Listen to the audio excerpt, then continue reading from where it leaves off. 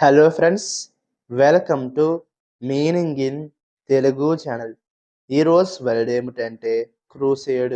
దీన్ని తెలుగులో ధర్మయుద్ధం, మతోన్మాద పోరాటం అని అంటాం. ఈ వర్డ్ని మతపరమైన లేదా నైతిక కారణాల కోసం జరిపిన యుద్ధం లేదా పోరాటం అని అంటాం. దీనికి సంబంధించిన కొన్ని ఎగ్జాంపుల్ చూద్దాం.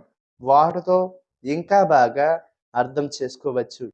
ఫర్ ఎగ్జాంపుల్, ఫస్ట్‌ది the crusade for women's rights has made significant progress over the years.